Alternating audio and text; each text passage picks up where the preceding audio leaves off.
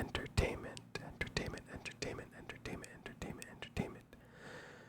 Tonight we are going to be reviewing the episode of Raw from this past Monday, June 29th. And I'm gonna try and go a bit faster than usual. I've been getting to, truthfully, I've been getting to bed a little bit too late for my liking recording these videos.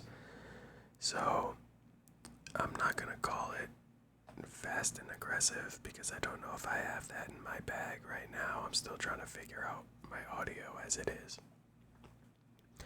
But I'm gonna try and move forward pretty quickly, and I think with this show we can because it was very much like two important segments with a lot of, jobber matches in between. But yeah, so we open up with an Oba Femi promo. He hits his entrance.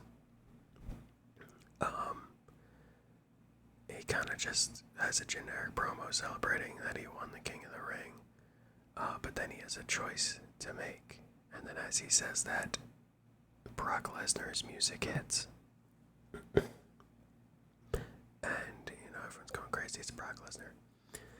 Brock Lesnar actually speaks during this promo. It's not just Paul Heyman. They actually let Lesnar on the mic for this one. He congratulates Oba on his big win. And he says he doesn't watch the shows, but he has Mr. Heyman to tell him what's going on, and he was told that Oba has a big decision to make, and that Brock might be able to help Oba make that decision a little bit easier. And he says that he's heard that Oba's been calling him names and disrespecting him while he was not around. And then he just low blows Oba, just with a kick, low blow, and then hits him with an F5. He tells him, it's early in the YouTube video, so I'm not gonna curse, but he tells him, talk S, get hit, talk bleep, get hit. And then he low blows him, hits him with the F5. Then he's leaving with Heyman, and then Oba gets on the mic after that and says, I'll call you a bleep, another bleep, right to your face. Saying, yeah, you are gone, and I was saying that, but I'm standing on business. And then he proposes the match for SummerSlam with Brock. It's actually Oba who throws it out there first. But then Brock says, I'm going to one-up you, Oba. And where it's going to be Brock Lesnar versus Oba Femi, SummerSlam, Hell in a Cell, which I didn't pop for it because I got it spoiled before I actually got to see the show. But I do think that that is cool, and that will be a very good match. I think when you put it in a Hell in a Cell, I don't know if you could do the typical Brock Lesnar short matches that he's kind of become known for as he's gotten older. And maybe that's what he's going for. Maybe it's like, this is my actual retirement match guaranteed. Let's do it Hell in a Cell. Let's do a long match. I could see that being on his mind. But yeah, I feel like if you're putting the whole structure, hanging it to the ceiling, dropping it down, or I guess this is taking place in a football stadium. But yeah, so you're still probably hanging it from the ceiling, you're dropping it down, all that effort. I feel like it can't be like a 7-8 minute match. It's gotta push double digits for sure. But yeah, and then backstage. So that's the end of that segment. They go to the backstage segment. Paul Heyman is talking with Adam Pearce about the match. Because, Adam Pearce is like, well, you could have told me ahead of time, whatever. Austin Theory comes in and is talking to Paul Heyman, and he's like, oh, I didn't realize you were back. You're back on Raw. Like, I have a match tonight. Like, you coming out for that? And then Paul says, oh, you didn't know I was here? Well, now you know. And he walks off. So, basically, sorry if you heard my upstairs neighbors. Basically, they're hinting at Paul Heyman's kind of done with the division, and I feel like it makes sense. They lost the tag gold, and then Braun lost to Seth, and obviously Paul really doesn't like Seth, so he's probably disappointed in Braun losing to Seth, and they have 0 gold to their name, so I guess Paul is gonna be done with the division. That's what they're kind of walking with right now. I thought that might happen, but I did think Paul would stay with Braun Breaker, but we'll see what happens. So after that storyline, you have Ethan Page versus Rey Mysterio. This was the first actual match of the night, and I noted, I'm looking down at my notes, by the way, if I'm not looking at the camera. I have my show notes here. I was just saying that it's crazy to think you have a WWE Hall of Famer, and Triple A General Manager wrestling a random mid-card match on Raw. Like, that's just kind of crazy to think about, but Rey Mysterio's still doing it. Any interesting spots? Ethan hits Rey with the sidewalk slam, but like on the top turnbuckle, like they're in kind of the superplex area, but he grabs him and hits him with a sidewalk slam on the turnbuckle, which was pretty interesting. I hadn't seen that before. I write down in my notes that I bet you that this match does not end until Ethan kicks out of a 619. And that actually was wrong. I was pretty shocked by this. Rey hits a 619 and a frog splash and actually pins Ethan. And for the past few weeks, Rey has hit a couple people with 619s and has not gotten the pin a single time. Like, at least on the first try. I can't think off the top of my head, but I know that the past few weeks, I think maybe Rusev was one of them, but a 1-619 has not gotten the job done, even on Raw, in a while, so this is kind of a tough look for Ethan. I think maybe there's just too many people in the intercontinental title scene. It might be a little too crowded, so they have to kind of take Ethan on the back burner for a little bit, have him just feud with some luchadors, is what it seems like the narrative they're going with. And I mean, I guess Penta is a luchador, so it could eventually lead back to the IC title, but it doesn't seem like that's their plan right now. Having him lose to someone like Rey Mysterio is established, obviously. Next segment after this match is a backstage segment where Dominic and JD McDonough are in Danhausen's lab because they're looking for him because he's still trying to get that money. Actually, I mean, part of it is the money, but they did say they also are trying to get JD uncursed, so it's a double whammy. But Danhausen is not there, so they wreck his lab, and Dominic steals a gift from the Knicks to Danhausen. And then, so that'll obviously get paid off later. The next segment is a Joe Hendry concert.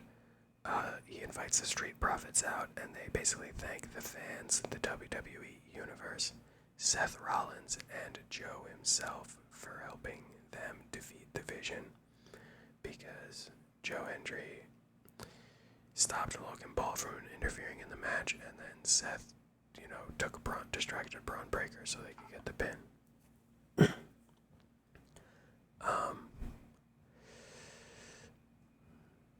Oh yeah, so the actual concert part, Joe sings a song about Austin Theory. It's not as catchy as the Logan Paul one. I couldn't tell you the exact words right now. We'll see if it catches on. I don't think it's gonna go over as well as the Logan Paul one, but we'll see what happens. But Theory interrupts this song, and then he tells them that the Vision is actually going to have a rematch next week with the Street Profits for the tag titles, which they most assuredly will lose. Whether it's because they're going to sell a Braun injury or what they're going to do, but they're definitely going to lose that one. And then they start their singles match between Theory and Hendry. This was it felt like a short match. Nothing interesting really happened, and no crazy spots or creative moves in this one. The ending was very abrupt. Hendry hit this like side slam move that I hadn't seen him use before, and then it got the pin on Theory, and I think everyone was kind of confused. I was confused. I'd never seen him do that move before, and then he got the pin. I feel like these NXT guys, they're changing their finishes, and it's just weird. Ricky switched off the Revolution DDT.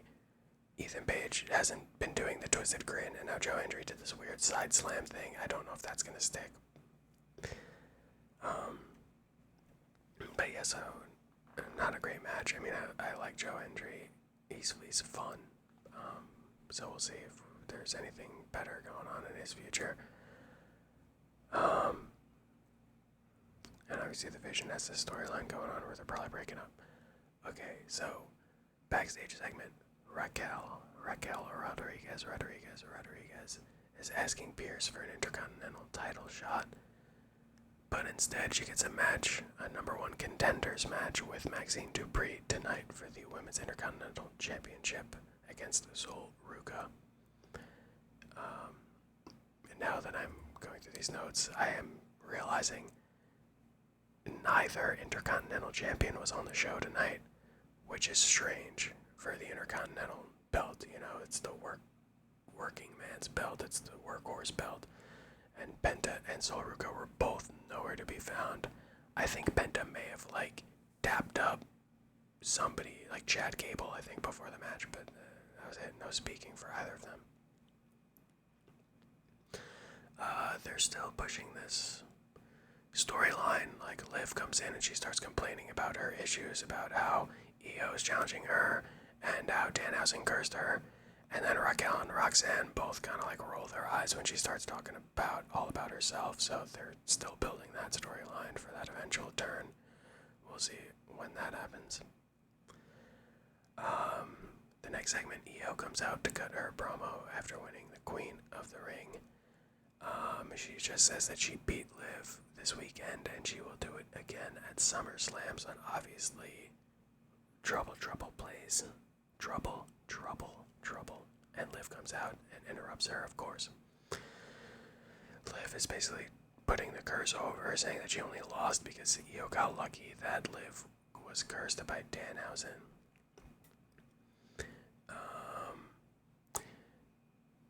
One less important thing that I did think was funny was when she's doing her of all time bit, her catchphrase, she starts to crack a smile. You could see in the corner of her mouth that she's starting to break. And then when she's done with it, she's pissed again. Her face is angry again. So she wasn't even like she was breaking. She wasn't even trying to do that.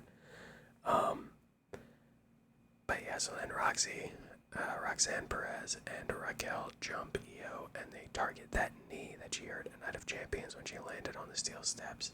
And then Liv hits Io with the Oblivion and does that half Boston Crab thing that she started to do on the injured knee. So we'll see what happens from that. I'm sure Io will be ready to go for SummerSlam. Not sure if they'll ever be 100% or not.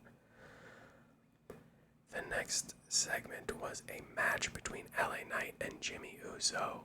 And this kind of pissed me off. I'll be honest. How is Jimmy Uso getting a singles match in back-to-back weeks? And a rematch at that? It's just crazy. Also, they let Jay commentate, and this also kind of ticked me off because there have been many times where they have someone come out and they just sit in a chair next to the commentators without a headset. And they've done this to people who are actually good on the mic. You had, where did I wrote it somewhere. I guess I didn't write it, but I know you had Ethan Page out there on one episode of Raw, and you had Trick Williams on an episode of SmackDown. And they were out there, and they did not get mics, and they did not get to co-commentate, so how come they're not getting the opportunity to use their mic skills to put themselves over?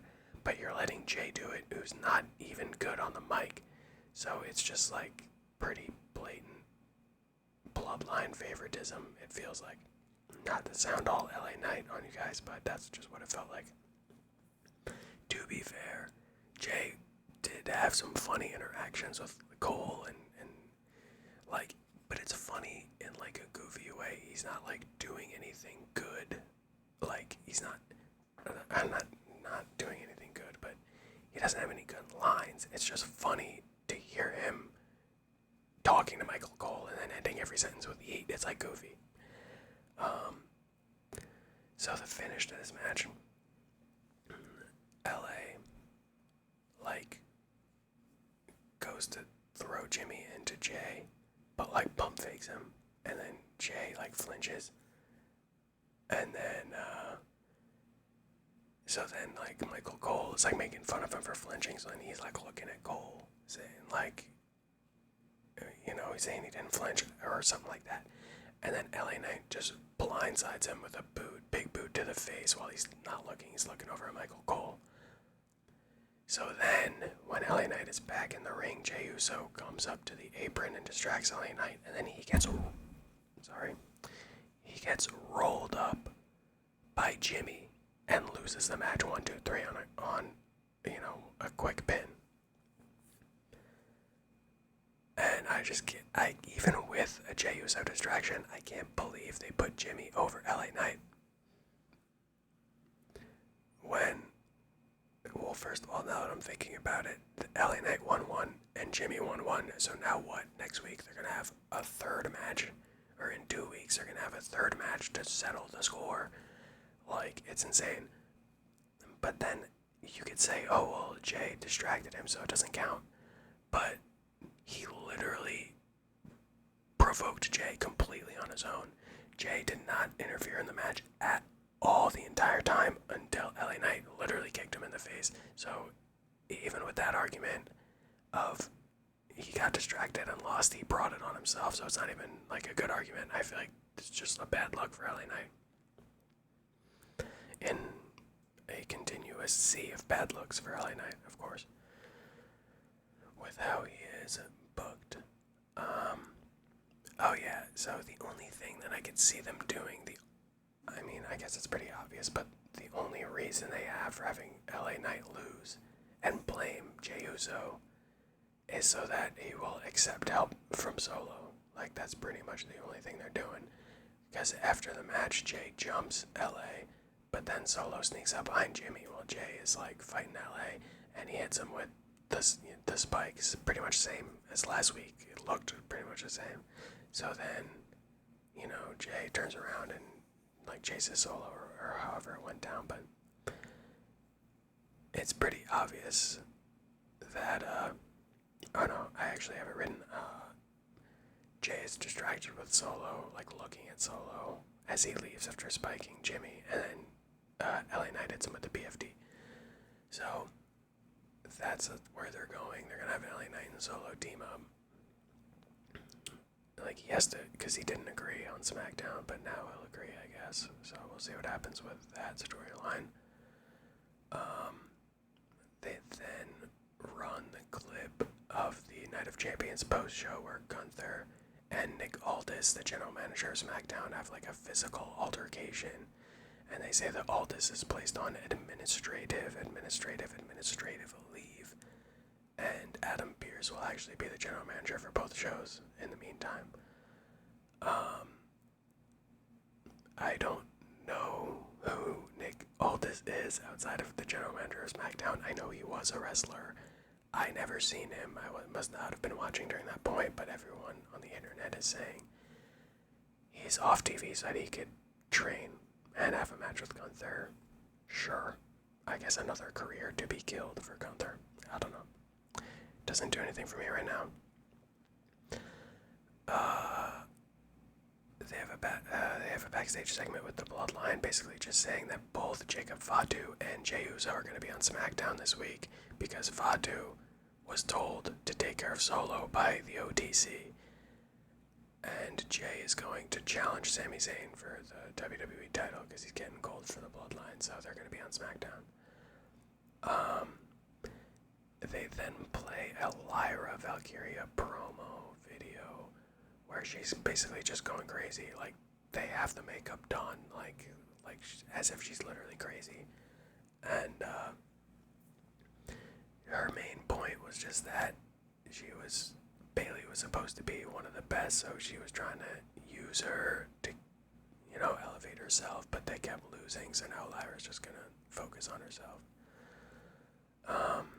We'll see what happens there. I'm not too optimistic. Anyway, 20 minutes. Okay, are we doing all right? Yeah, I think we're doing okay. Okay, so now here comes the Raquel and Maxine Dupree. Maxine Dupree. IC title #1 contender match. Another match where nothing crazy happened. The matches were not that good on this show, in my opinion. Raquel is down a bomb, gets a 1, 2, 3. Nothing really crazy happened at all. In Danhausen, they show Danhausen returning to his lab, and then Liv approaches him and says that Judgment Day will continue to make his life a living hell if he doesn't uncurse her. And return the money to Dom. That's kind of a side thing. I think it's mainly about Liv Morgan's curse. She obviously needs to be uncursed before SummerSlam, or else why even have the match at this point? Another match, Chad Gable versus JD McDonough. Dom is in JD's corner, and he's wearing a Danhausen Knicks jersey, which is pretty funny. JD hit a couple of Spanish flies. He hit one, like a quick one, where Gable was running in to clothesline him, and he grabs his arm and does a Spanish fly. It was pretty clean. And then Chad Gable actually kicks out of a super Spanish fly, so he does the Spanish fly from the top rope, and Gable kicks out. And then Danhausen shows up, and Dom chases him, obviously, because it's on site between Dom and Danhausen. But while Dom is distracted, JD taps out to Gable's ankle lock. So Chad Gable is still getting his push. JD McDonough, I don't know when he's going to win a match. I feel like it's going to be a while. I can't even imagine the next time JD will win a match, and I guess he is cursed by Danhausen. So we'll see what happens. I don't have it all memorized who's cursed and who's not, but they mentioned on the show today that JD was cursed, so it makes sense. So then one more backstage segment was between Austin Theory and Maxine Dupree. And obviously they were talking in the background of a lot of segments for the past couple weeks, but it seems like the storyline is actually that they're dating in kayfabe. Because Austin... Oh, okay, so I actually I skipped this because I didn't think it would be important, and then it came up again later, so I'll bring it up now. Before Maxine's match, she actually talks to Chad, and is basically like, I do mean what I said, but I'm sorry for, like, how I said it, and I didn't, like, I shouldn't have been so harsh, but, like, she's still, like, she means she's not forgiving him, but she should have went about it a better way. So Austin is kind of responding to that and is saying that if she is talking to Chad, then he says maybe this isn't working out, which is like, I feel like just leading me towards dating. Like, that's how that reads to me. Yeah, so that's not where I thought they were going with that, but we'll see what happens. I guess Theory is going to need something to do after the Vision is done. I thought it was going to be Maxine joining the Vision, but now it seems like it's going to be Austin and Maxine in a separate storyline, and the Vision breaking up. Okay, so we are here to the main event segment, and it is a Roman Reigns promo. At least that's what you think it's going to be. The Roman's entrance kind of killed me. I was watching it today. I was very tired, so maybe I just wasn't. Maybe it felt longer than it actually was because I was just tired and I wasn't, like, super paying attention. But he does his whole entrance where, he's slow with it. He does the one.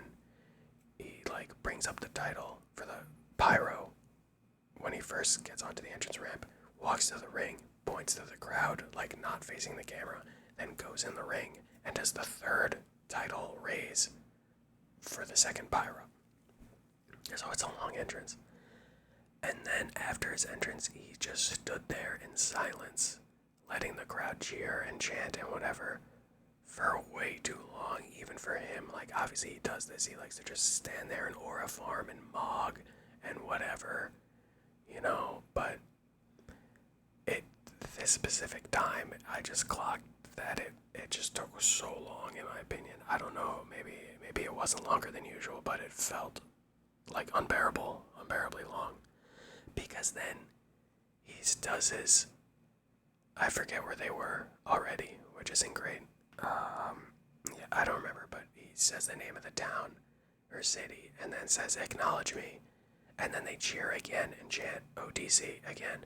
So his intro takes a long time. He then stands there doing nothing. Then he hits 2 lines. And then the crowd chants again. So it just, it was a drag. It was a slog. I can't even lie. But then, and that's all he ever gets to say, because he is immediately interrupted by Seth freaking Rollins. Seth comes out, another long entrance. It's not as long as Roman's, and then obviously when he's in the ring, they have to chant. They have to do the woes and the OTCs back and forth. I mean, I like the crowd chants. Like, I'm not like one of those people that's like always hating on the crowd. But for this segment, I was like, before anything of substance even happened, it was like forever. So this specific time, it did kind of bother me, but usually I'm like fine with the crowd. I mean, I've been in the crowd, like, go off, like, it's expensive to be there, so get whatever you can out of it. But anyway, I also noted, I didn't watch, if you watched my first video, you know that I didn't see the whole evolution of the Shield. The Shield were still together when I stopped watching as a kid. So I don't have the whole history, so I wish that I did, because I'm sure this would hit a lot harder for me, but it doesn't, I don't have that history to get it to hit, so I'm just listening to what they're telling me, and just, I have to believe that it's true. But Seth, comes out, he's on his storyline, he's saying Roman has a title that belongs to him, because he wants the title that he never lost, the common refrain. But Roman has a title that belongs to him, and it's time to collect. And then Roman is basically trying to bury him, and he's like, "You're at the back of the line, like, what have you done recently at all to deserve a title shot?" Which, I'm not sure. He was injured for a long time, so I guess that's what Roman's talking about, but maybe he's going further back than that, I'm not sure. I mean, obviously, like, if you're Roman, like, okay, you beat Braun Breaker, like, so what? Like, Braun Breaker is like nothing to Roman right now, right? So, I guess that's where he's coming from. But anyway, Seth says when it comes to Roman, he was always at the front of the line, and he starts mentioning how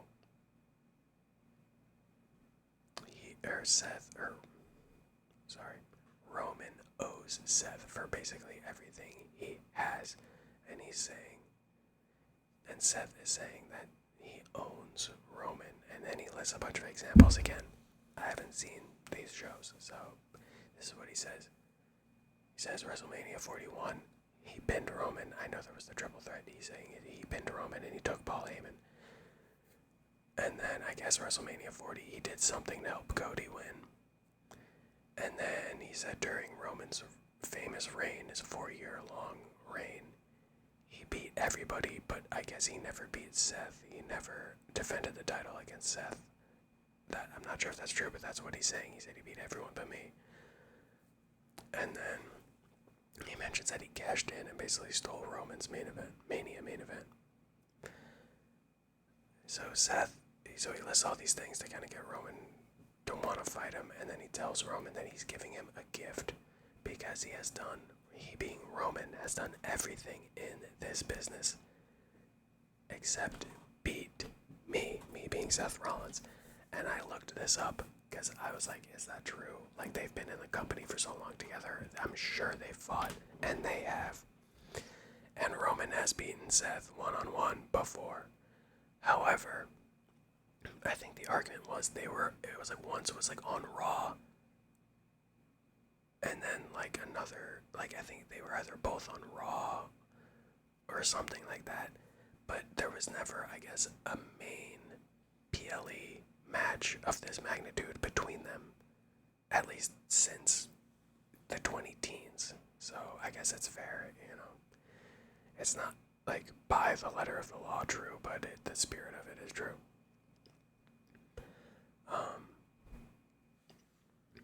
Seth also is he does glaze Roman a little bit. He tells him that he is a great wrestler. And he says that Roman's Mania main event record will never be broken, and I actually could see that being true. I don't remember the exact number, even though they put it on a shirt, so I should know it. But I feel like they won't go through a time again where someone goes from, like, young all the way to in their 40s as a Mania main eventer. I mean, Cena obviously had a super long run, and he wasn't in as many Mania main events as Roman. And I feel like as time goes on, like maybe, like, could COVID have attributed to that? They are on lockdown, so they don't have the NXT people coming in. They maybe like new talent kind of halted, which could play a role in this. But I feel like I kind of agree, like, what are the odds that anyone is ever in the WrestleMania main event scene for that long? And it also seems like the way that Hunter books, he doesn't book people. He doesn't. I'm not sure if he stated this. I've heard people say this, but I have never. I don't know the actual quote, but the sentiment online is that Triple H does not want anyone to be bigger than the company. So I feel like under his booking, there won't be someone that can contest that Mania main event record. The argument would be that as time goes on, wrestlers last longer with sports medicine and stuff, so it probably could be done when I think about that side of it. Okay, I'm getting caught yapping. I don't have time for that, but I just thought it was interesting, and I was doing a little thought exercise. Seth, speaking of wrestlers wrestling late into their years or later than usual, Seth says he basically hints at retirement. He tells Roman that this is likely his last chance he's ever going to get to beat Seth. Basically saying when they came in with the Shield, they were young and they were hungry and they kicked the old generation to the curb. And he says that he sees similarities in these new kids and themselves. So he's basically saying, Roman, this is going to be like basically your last chance, if not one of, because he's retiring soon. That's what he's saying. He does say, Seth also says that when Roman's done, he might be the greatest of all time, but I don't think he could surpass Cena in the time he has left. Obviously, Cena is the Never Seen 17, and Roman won't get that number because of his, 4-year reign, which is impressive in modern WWE to have a reign for that long. But it just seems like the reaction. Obviously, I'm biased. I watched John Cena when I was younger. I did not watch Roman's main glow up. But I just feel like the reactions that Cena got when he was retiring, I don't think Roman is going to get that same. It'll be close, but Cena's retirement arc basically got me back into watching WWE, and I've stayed. I know not everyone has stayed, but I just don't know if Roman's going to have that kind of pull when he's done. Anyway. Oh yeah, so he's saying that you might end up as the greatest of all time, but you may never be able to escape the ghost of Seth Rollins if he doesn't win this match. And then Roman, like, low bros him, like, he literally calls him little brother. And he says that Seth is actually right, and he does need to beat Seth. And he says that's what he's going to do at SummerSlam, obviously. And then roll credits. That's going to be a match at SummerSlam. And then at the end, as the credits are rolling, Roman on the hot mic is saying that at SummerSlam, we are done with the Shield forever. So they're using up this Shield storyline. And it seems like this might be the only use they're going to get. Like, this is the end of it.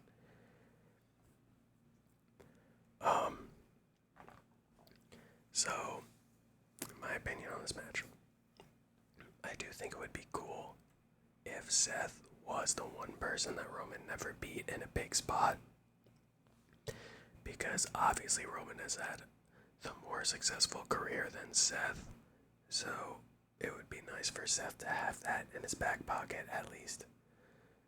But I just think there's no way. With the amount of creative control Roman has, I don't think Roman would be into never beating Seth Rollins in a PLE one-on-one like this. Also, his reign would be pretty short from Mania to SummerSlam. Which he did say after WrestleMania that we would see Roman all summer. So, like, maybe that's a hint that Roman is done after SummerSlam for a little bit. But it just seems like a short reign. And again, the way that Seth said that he has never beaten, that Roman has never beaten him. Like, if that is true, which it like kind of is true, I see what he's saying, then Roman is not gonna let that happen with his creative control, I feel like. So, early prediction, Roman's going over at SummerSlam over Seth Rollins. And yeah, we'll see what happens there.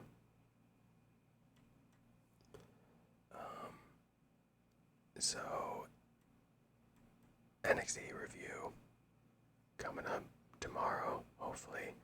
I should have more time to record tomorrow because I don't have off on Friday. For the 4th of July, Saturday. A lot of people have off on that Friday. I do not, which sucks, but I'm going to hopefully be working from home so I can go to bed later on Thursday night and record more videos for you guys. But yeah, we'll see. SmackDown on Friday. Sammy's gonna be there. Is Brock gonna be there? I feel like there's no way Brock shows up to two shows in the same week. But if we're gonna get Oba and Brock being a title match at SummerSlam, I feel like you're gonna have to start kind of developing that. You have until August 1st, so there's only a month left for this to happen. And when I think about it like that, I feel like it may not happen. But just thinking about Brock's schedule, is he gonna do a feud with Sami Zayn on SmackDown and then wrestle at SummerSlam? Seems like a lot for him. I feel like he's probably just gonna have this one and done match.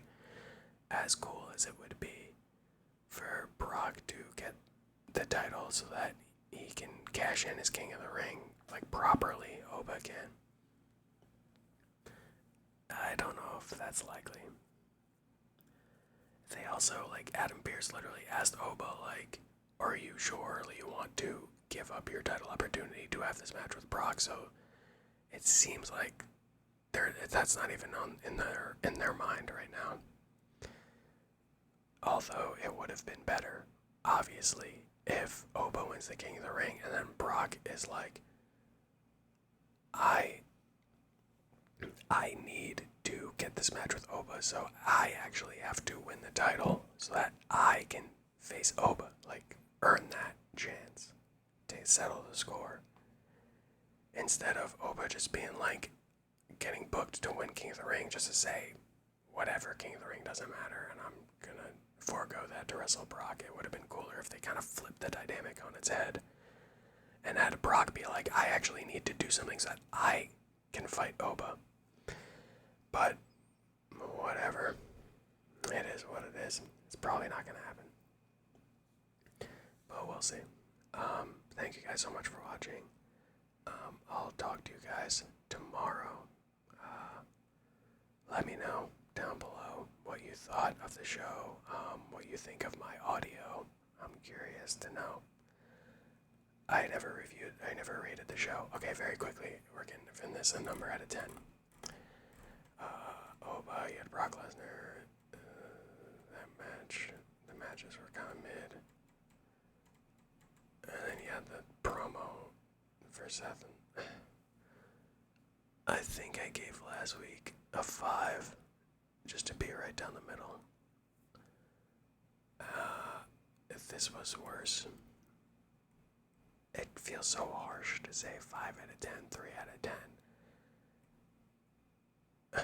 Like it wasn't terrible, but I guess it really wasn't that exciting.